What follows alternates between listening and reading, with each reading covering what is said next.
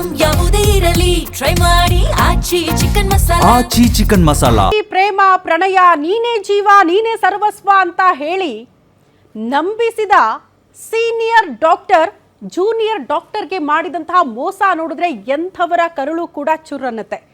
ಎಂಥವರು ಕೂಡ ಈ ಸ್ಟೋರಿಯನ್ನ ನೋಡಿದ್ರೆ ಮಮ್ಮಲ ಮರುತ್ತೀರಿ. ಅಂಥದ್ದೊಂದು ಸ್ಟೋರಿನ ಇವತ್ತು ಗ್ಯಾರಂಟಿ ನ್ಯೂಸ್ ಬ್ರೇಕ್ ಮಾಡ್ತಾ ಇದೆ. ಸೀನಿಯರ್ ಡಾಕ್ಟರ್ ಇಂದ ಜೂನಿಯರ್ ವೈದ್ಯಗೆ ಆಗಿರುವಂತಹ ಮಹಾಮೋಸ ಅನ್ನೋದಕ್ಕಿಂತ ಜೀವಕ್ಕೆ ಕುತ್ತು ತಂದಿರುವಂತಹ ಸ್ಟೋರಿಯನ್ನ ಗ್ಯಾರಂಟಿ ನ್ಯೂಸ್ ನಿಮ್ಮ ಮುಂದೆ ಇಡ್ತಾ ಇದೆ.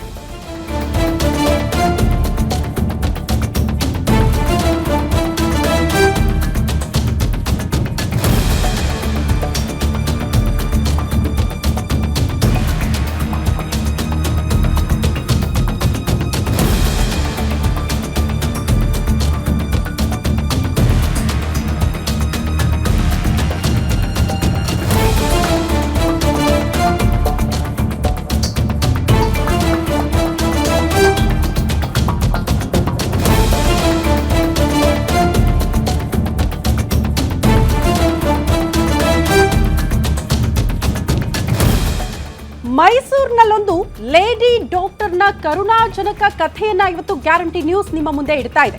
ಗ್ಯಾರಂಟಿ ನ್ಯೂಸ್ನಲ್ಲಿ ಹೆಣ್ಣು ಬಾಕ ವೈದ್ಯನ ಕರಾಳ ಮುಖ ಕೂಡ ಅನಾವರಣ ಆಗ್ತಾ ಇದೆ. ಈ ಸ್ಟೋರಿ ನೋಡಿದ್ರೆ ಎಂಥವರಿಗೂ ಕೂಡ ಒಮ್ಮೆ ರಕ್ತ ಕುದಿಯತ್ತೆ, ಒಮ್ಮೆ ಪಾಪ ಅನ್ಸುತ್ತೆ. ಆ ವೈದ್ಯೆಯ ಪರಿಸ್ಥಿತಿಯನ್ನ ಗಮನಿಸಿದ್ರೆ ಪ್ರೀತಿ ಪ್ರೇಮ ಪ್ರಣಯ ಅಂತ ನಂಬಿ ಹೋದಂತಹ ಆಕೆಯ ಪರಿಸ್ಥಿತಿ ಆಗಿದ್ದೇನು? ನೀನೇ ಜೀವ ನೀನೇ ಸರ್ವಸ್ವ ಅಂತ ನಂಬಿಸಿ ಮಾಡಿದ್ದಾದ್ರೂ ಏನು? ಪ್ರೀತಿ ನಂಬಿ ಹೋದ ಜೂನಿಯರ್ ಡಾಕ್ಟರ್ ಪರಿಸ್ಥಿತಿ ಆಗಿದ್ದಾದ್ರೂ ಏನು? ಮೈಸೂರಿನಲ್ಲಿ ಆಗಿರುವ ಘಟನೆಗೆ ಸಂಬಂಧಪಟ್ಟಂತಹ ಮತ್ತಷ್ಟು ಡೀಟೇಲ್ಸ್ ಅನ್ನ ನಿಮ್ಮ ಮುಂದೆ ಇಡ್ತಾ ಇದ್ದೀವಿ. ಹಾಗಾದ್ರೆ ಜೂನಿಯರ್ ಡಾಕ್ಟರ್ಗೆ ನಿಜಕ್ಕೂ ಆಗಿದ್ದೇನು? ಎಂಥ ಮೋಸ ಆಗಿದೆ? ಆಕೆಯ ಪರಿಸ್ಥಿತಿ ಏನು? ಆಕೆ ನಿಜಕ್ಕೂ ಇದ್ದಾಳ ನಮ್ಮ ಮಧ್ಯೆ ಅಂತ ನೀವು ಪ್ರಶ್ನೆ ಮಾಡಿದ್ರೆ ಅದಕ್ಕೆ ಸಂಬಂಧಪಟ್ಟಂತಹ ಡೀಟೇಲ್ಸ್ ಇದು. ಜೂನಿಯರ್ ವೈದ್ಯನ ಪ್ರೇಮ ಪಾಶಕ್ಕೆ ಸೀನಿಯರ್ ವೈದ್ಯೆ ಬಲಿಯಾಗಿದ್ದಾರೆ.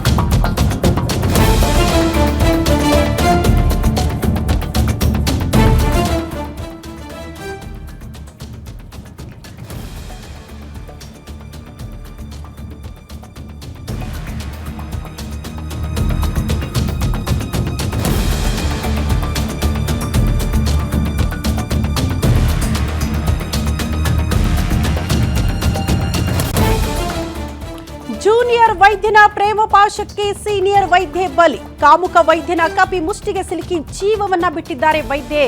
6 ತಿಂಗಳು ಕೋಮಾ, 12 ವರ್ಷ ನೆನಪಿನ ಶಕ್ತಿಯೇ ಇರಲಿಲ್ಲ. 12 ವರ್ಷ ಜೀವಂತ ಶವವಾಗಿ ಬದುಕಿದ್ದ ಯುವ ವೈದ್ಯೆ ಈಗ ಮೃತಪಟ್ಟಿದ್ದಾರೆ. ಡಾಕ್ಟರ್ ನಾಗಶ್ರೀ ಕಾಮುಕ ವೈದ್ಯನಿಂದ ಮೃತಪಟ್ಟ ನತದೃಷ್ಟ ವೈದ್ಯೆ. ಸೀನಿಯರ್ ಡಾಕ್ಟರ್ನ ಲವ್ ಮಾಡಿದ್ರಂತೆ ಜೂನಿಯರ್ ಡಾಕ್ಟರ್ ವಿನಯ್ ಕುಮಾರ್. ಮೈಸೂರಲ್ಲಿ ಆಯುರ್ವೇದ ವಿಭಾಗದಲ್ಲಿ ಪ್ರಾಕ್ಟೀಸ್ ಕೂಡ ಮಾಡ್ತಿದ್ರಂತೆ ಡಾಕ್ಟರ್ ನಾಗಶ್ರೀ. ಇದೇ ವೇಳೆ ಪರಿಚಯ ಆಗುತ್ತೆ ಜೂನಿಯರ್ ಡಾಕ್ಟರ್ ವಿನಯ್ ಕುಮಾರ್ ಅವರ ಜೊತೆಗೆ ಸ್ನೇಹ ಪ್ರೀತಿ ಇದೆಲ್ಲವೂ ಕೂಡ ಬೆಳೀತಾ ಹೋಗುತ್ತೆ. ಡಾಕ್ಟರ್ ನಾಗಶ್ರೀ ಜೊತೆ ಬಹಳ ಸಲುಗೆಯಿಂದ ಪ್ರೀತಿ ನಾಟಕ ಆಡದಂತೆ ವಿನಯ್. ಬಳಿಕ ಆಕೆಗೆ ಮಾಡಿದ್ದು ಮಹಾ ಮೋಸ ಅನ್ನುವಂತಹ ವಿಚಾರಗಳು ಬೆಳಕಿಗೆ ಬರ್ತಾ ಇದೆ. ಪ್ರಮುಖವಾಗಿ ಡಾಕ್ಟರ್ ನಾಗಶ್ರೀ ಜೊತೆ ಬಹಳ ಸಲುಗೆ ಇದ್ದಂತಹ ವಿನಯ್ ಬಳಿಕ ವಯಸ್ಸಿನಲ್ಲಿ ದೊಡ್ಡವಳು ಮನೆಯಲ್ಲಿ ಒಪ್ತಾ ಇಲ್ಲ ಅಂತ ನಾಟಕ ಶುರು ಮಾಡ್ತಾನೆ. ಶ್ರೀರಂಗಪಟ್ಟಣದ ಲಾಡ್ಜ್ಗೆ ಕರೆದೊಯ್ದು ಸಾಯೋ ನಾಟಕ ಆಡ್ತಾರಂತೆ ಈ ವಿನಯ್. ನಾಗಶ್ರೀಗೆ ನಿದ್ರೆ ಮಾತ್ರೆ ಹಾಗೂ ಓವರ್ ಡೋಸ್ ಇಂಜೆಕ್ಷನ್ ಅನ್ನ ಕೂಡ ಕೊಟ್ಟಿದ್ದಾನೆ ಆರೋಪಿ. ಈ ವೇಳೆ ತಾನು ಕೂಡ ಆತ್ಮಹತ್ಯೆ ಪ್ರಯತ್ನದ ನಾಟಕ ಆಡಿದ್ನಂತೆ ವಿನಯ್. ಮುಂದುವರೆದ ಭಾಗ ಕಾಮುಕ ವಿನಯ್ ಕುಮಾರದ್ದು ಇದೊಂದೇ ಕಥೆ ಅಲ್ಲ. ಈ ಹಿಂದೆಯೇ ಇದೇ ರೀತಿ ಮಾಡಿದ್ನಂತೆ ಕಾಮುಕ ವಿನಯ್ ಕುಮಾರ್. ಇದೇ ರೀತಿ ಅನೇಕ ಹೆಣ್ಣು ಮಕ್ಕಳಿಗೆ ಮೋಸ ಮಾಡಿದ್ದ ಅನ್ನುವಂತಹ ವಿಚಾರಗಳು ಬೆಳಕಿಗೆ ಬರ್ತಾ ಇದೆ. ಗೌತಮಿ ಅನ್ನೋ ಹೆಣ್ಣು ಮಗಳಿಗೂ ಕೂಡ ಇದೇ ರೀತಿ ಮೋಸ ಮಾಡಿದ್ದಾರೆ. ವಿನಯ್ ಕುಮಾರ್ನಿಂದ ಪ್ರಾಣ ಕಳೆದುಕೊಂಡಿದ್ರಂತೆ. ಗೌತಮಿ ಹಿರೇಮಠ್ ಕೇಸಲ್ಲೂ ಕೂಡ ಸದ್ಯ ಬಿ ರಿಪೋರ್ಟ್ ಸಿಕ್ಕಿದೆ ಅನ್ನೋದರ ಡೀಟೇಲ್ ಸಿಗ್ತಾ ಇದೆ. ಅದಾದ ಬಳಿಕ ಮತ್ತೊಬ್ಬಾಕೆ ಜೊತೆ ವಿನಯ್ ಕುಮಾರ್ ಮದುವೆ ಆಗ್ತಾನಂತೆ.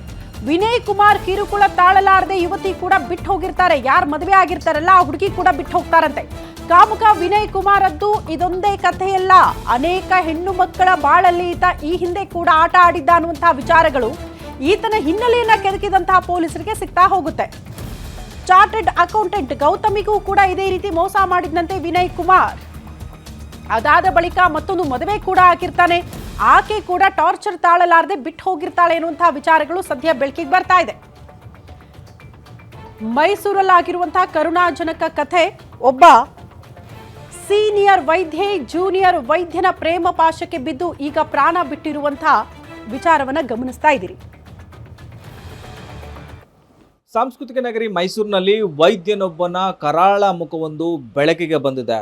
ಸಹ ವೈದ್ಯಗೆ ಇನ್ಸುಲಿನ್ ಅನ್ನ ಮಾಡಿ ಆ ಪರಿಣಾಮ ಕಳೆದ 12 ವರ್ಷಗಳಿಂದ ನರಳಿ ಇದೀಗ ಆಕೆ ಸಾವನ್ನಪ್ಪಿದ್ದಾಳೆ. ಇದೀಗ ಆಕೆಯ ಸಾವಿನ ದವಡೆಗೆ ತಳ್ಳಿದ ವೈದ್ಯನ ಕರಾಳ ಮುಖ ಇದು. ಈ ಪ್ರಕರಣಕ್ಕೆ ಸಂಬಂಧಪಟ್ಟಂತೆ ಮಾತನಾಡೋದಕ್ಕೆ ನನ್ನೊಟ್ಟಿಗೆ ವಕೀಲರಾಗಿರುವಂತಹ ಪಾಂಡು ಪೂಜಾರಿ ಅವರು ಇದ್ದಾರೆ. ಸರ್, ಈಗ ಡಾಕ್ಟರ್ ನಾಗಶ್ರೀ ಏನಾಗಿತ್ತು, ಆಕೆ ಸಾಯೋದಕ್ಕೆ ಕಾರಣ ಏನು? ಸರ್, ಡಾಕ್ಟರ್ ನಾಗಶ್ರೀ ಅಂತ ಹೇಳಿ JS ಅಲ್ಲಿ ಆಯುರ್ವೇದಿಕ್ ಡಾಕ್ಟರ್ ಆಗಿ ಕೆಲಸ ಮಾಡೋಂಥ ಆಕೆ ಪ್ರಾಕ್ಟೀಸ್ ಮಾಡಬೇಕಾದ್ರೆ ಆಕೆಯ ಜೂನಿಯರ್ ಅಂದರೆ ಕಾಲೇಜ್ನಾಗ ಓದಬೇಕಾದ್ರೆ ಜೂನಿಯರ್ ಆಗಿದ್ದ ಹುಡುಗ ಆತನ ಲವ್ ಮಾಡ್ತೀನಿ ಅಂತ ಮದುವೆ ಆಗ್ತೀನಿ ಅಂತ ಹೇಳಿ ಆಕೆನ ಪ್ರೇಮಿಸ್ತಾನೆ. ಪ್ರೇಮದ ಬಲೆಯಲ್ಲಿ ಆಕೆ ಬೀಳಿಸ್ಕೊಂಡು ಆಕೆ ಜೊತೆ ತಿರುಗಾಡಿ ಎಲ್ಲ ಆದ ನಂತರ ನೀನು ನನಗಿಂತ ವಯಸ್ಸಿನ ಜಾಸ್ತಿ ಇದ್ದಾಳೆ, ನಮ್ಮ ಮನೆ ಒಪ್ತಾ ಇಲ್ಲ, ಜಾಸ್ತಿ ಇದೆಯಾ ಅಂತ ಹೇಳಿ ನಾವು ಸತ್ತೋಗೋಣ, ಸುಸೈಡ್ ಮಾಡ್ಕೊಳ್ಳೋಣ ಅಂಥೇಳಿ ಶ್ರೀರಂಗಪಟ್ಟಣದ ಒಂದು ಲಾಡ್ಜಿಗೆ ಕರ್ಕೊಂಡೋಗಿ ಆಕೆಗೆ 30 ನಿದ್ರೆ ಟ್ಯಾಬ್ಲೆಟ್ಸು ಮತ್ತು ಇನ್ಸುಲಿನ್ ಇಂಜೆಕ್ಷನನ್ನು ಆಕೆಗೆ ಹೆವಿ ಡೋಸ್ ಕೊಡ್ತಾನೆ. ಈತ ಹಾಗೆ ಮಲಗಿರ್ತಾನೆ. ಬೆಳಗ್ಗೆ ಆಕೆ ಹೇಳೋದಿಲ್ಲ. ಹೇಳಿದ ನಾನು ಅದಕ್ಕೆ ನಾವು ಸುಸೈಡ್ ಮಾಡ್ಕೊಳ್ಳೋಕೆ ಬಂದ್ವಿ ಅಂತ ಕತೆ ಕಟ್ಟಿ ಆತ ಹೊರಟೋಗ್ತಾನೆ. ಆತ ಆಸ್ಪತ್ರೆಗೆ ಅಡ್ಮಿಟ್ ಆಗಿ ಒಂದೇ ದಿನಕ್ಕೆ ಆತ ಡಿಸ್ಚಾರ್ಜ್ ಆಗ್ತಾನೆ. ಆದರೆ ಈಕೆ ಮಾತ್ರ 6 ತಿಂಗಳ ಕಾಲ ಕೋಮದಲ್ಲಿರ್ತಾಳೆ. ಇದಾದ ನಂತರ ಡಾಕ್ಟರ್ ನಾಗಶ್ರೀ ತಂದೆ ಏನಿದ್ದಾರೆ ನಾಗರಾಜ್ ಅಂತೇಳಿ ಅವರು ಪೊಲೀಸ್ ಸ್ಟೇಷನ್ ಕಂಪ್ಲೇಂಟ್ ಕೊಡ್ತಾರೆ. ಇಲ್ಲ, ಇದು ನನ್ನ ಮಗಳು ಸುಸೈಡ್ ಮಾಡ್ಕೊಳ್ಳೋಕೆ ಹೋಗಿಲ್ಲ, ಇವನು ಕೊಲೆ ಮಾಡೋ ಉದ್ದೇಶಕ್ಕೆ ಕರ್ಕೊಂಡು ಹೋಗಿದ್ದಾನೆ, ಹಾಗಾಗಿ ಕೊಲೆ ಮಾಡೋ ಪ್ರಯತ್ನ ಮಾಡಿದ್ದಾನೆ ಅಂತ ಹೇಳ್ತಾರೆ. ಹಾಗಾಗಿ ಅವನ ಮೇಲೆ ಕೊಲೆಯ ಪ್ರಯತ್ನ ವಿರುದ್ಧ ಅವನ ಮೇಲೆ ಶ್ರೀರಂಗಪಟ್ಟಣ ಪೊಲೀಸ್ ಸ್ಟೇಷನಲ್ಲಿ ಅವನಲ್ಲಿ FIR ಕೂಡ ದರ್ಜ್ ಆಗುತ್ತೆ. FIR ದರ್ಜಾಗಿ ಆತನ ವಿರುದ್ಧ ಚಾರ್ಜ್ ಶೀಟ್ ಕೂಡ ಹಾಕ್ತಾರೆ. ಇದೇ ಥರ ಚಾರ್ಜ್ ಶೀಟ್ ಆಗಿದೆ ಅಂತ ಹೇಳ್ತಾರೆ. ಆದರೆ ಈಕೆ ಹೇಳೋ ಸ್ಥಿತಿಲಿಲ್ಲ. ಈಕೆ ಹೆವಿ ಡೋಸ್ ಆದ್ದರಿಂದ ಬ್ರೈನ್ ಹ್ಯಾಮ್ರೇಜ್ ಆಗಿ 2014ರಲ್ಲಿ ಈಕೆ ಕೋಮಾದಿಂದ ಹೊರಗೆ 16 ಕೋಮಾ ಹೊರಗೆ ಬಂದರೂ ಕೂಡ ಬ್ರೈನ್ ಹ್ಯಾಮ್ರೇಜ್ ಆದ್ದರಿಂದ ಈಕೆಗೆ ಏನೂ ಅರ್ಥ ಆಗ್ತಿರಲಿಲ್ಲ, ಮಾತಾಡೋದು, ಈಗ ಊಟ ಮಾಡೋಕ್ಕೆ ಬರ್ತಿರಲಿಲ್ಲ, ಬೆಡ್ಡನ್ನು ತಾಗ್ಬಿಡ್ತು. ಇವತ್ತು ಆಕೆ ಮೃತಳಾದ್ದು. ಇವತ್ತು ದುಃಖ ಸಂಗತಿ ಅಂತ ಹೇಳಿದ್ರೆ ಆಕೆ ಇವತ್ತು ಮೃತಳಾದ್ದು. ಸುಮಾರು 12 ವರ್ಷಗಳ ಕಾಲ ನರಕ ಯಾತನೆ ಪಟ್ಟಂಥ ಹೆಣ್ಮಗು. FIR ದಾಖಲಾಗಿ ಶ್ರೀರಂಗಪಟ್ಟಣದಲ್ಲಿ ಪ್ರಕರಣ 2014ರಲ್ಲಿ ದಾಖಲಾದರೂ ಕೂಡ ಆತ್ಮಹತ್ಯೆ ಪ್ರಚೋದನೆ ಕೇಸ್ ದಾಖಲಾದರೂ ಕೂಡ ಆತನ ಮೇಲೆ ಯಾವುದೇ ರೀತಿಯಾದಂಥ ಕ್ರಮ ಆಗಿರಲಿಲ್ವಾ ಅಂತ. ಅದು ಬಹಳ ದುಃಖದ ಸಂಗತಿ. ಬಹುಶಃ ಮನುಷ್ಯತ್ವ ಇರತಕ್ಕಂಥ ಯಾರೇ ಆಗಲಿ, ನಾವೇನು ಹೋಗಿ ನೋಡಿದ್ರೆ ಆ ಕಣ್ಣಲ್ಲಿ ಬರುತ್ತೆ. ನಮ್ಮನೆ ಹೆಣ್ಮಕ್ಳು ಕೂಡ ಈ ಥರ ಆಗ್ಬಿಟ್ರೆ ಹೇಗೆ ಅಂತ ಹೆಣ್ಮಕ್ಳು ವಿಚಾರ ಬಂದಾಗ ಭಾಳ ನೊಂದ ಜೀವ. ತಂದೆ ತಾಯಿ ಎಷ್ಟು ಕಷ್ಟಪಟ್ಟು ಸಾಕಿರಬೇಕು ನೋಡಿ. ಆಕೆ MBBS ಮಾಡಿಸ್ಬೇಕಾದ್ರೆ ಇವತ್ತಿನ ಕಾಲದಲ್ಲಿ ಎಷ್ಟು ಕಷ್ಟ. ಅದು ಕೂಡ ಒಬ್ಬ ಸರ್ಕಾರಿ ನೌಕರ, SDA ನೌಕರ ತನ್ನ ಮಕ್ಕಳನ್ನ MBBS ಮಾಡಿಸಿದಾಗ ಆತನ ಕಷ್ಟ ನೋಡಿ. ಹೆಣ್ಮಕ್ಳು ಮದುವೆ ಮಾಡಿ ಅಷ್ಟು ಮಾಡಿ ಆಕೆಯನ್ನು ಮಗು ಸಾಕಿದ್ರು. ನಾನು ಕೂಡ ಅವ್ರ ಮನೆಗೆ ಹೋಗಿದ್ದೆ. ಈ ವಿಚಾರ ನೋಡೋಕೆ ಅವ್ರಿಗೆ ಗೊತ್ತಿರಲಿಲ್ಲ. ಆ್ಯಕ್ಚುಲಿ ಪ್ರಕರಣ ಮುಗಿದೋಯ್ತು ಅಂತ ಅಂದ್ಕೊಂಡಿದ್ರು. ಪೊಲೀಸ್ನವರು ಮೊದಲು ದಾಖಲೆ ಮಾಡಿರ್ತಕ್ಕಂಥದ್ದು ಆತ್ಮಹತ್ಯೆ ಪ್ರಯತ್ನ ಅಂತ ಮಾಡಿದರು. ತದನಂತರ ಇವ್ರ ತಂದೆ ಕಂಪ್ಲೇಂಟ್ ಕೊಟ್ಟ ನಂತರ ಅದನ್ನು 307 ಭಾರತೀಯ ದಂಡ ಸಂಹಿತೆ 307ರಲ್ಲಿ ಪ್ರಕರಣ ದಾಖಲೆ ಚಾರ್ಜ್ ಶೀಟ್ ಕೂಡ ಹಾಕಿದ್ದಾರೆ. ಆ ಚಾರ್ಜ್ ಶೀಟಲ್ಲಿ ಅವನು ಯಾವ ಥರ ಪ್ಲ್ಯಾನ್ ಮಾಡಿದ್ದ, ಹೇಗೆ ಮಾಡಿದ್ದ ಅನ್ನೋದ್ರ ಬಗ್ಗೆ ಎಲ್ಲ ಕೂಡ ಹಾಕಿದ್ದಾರೆ.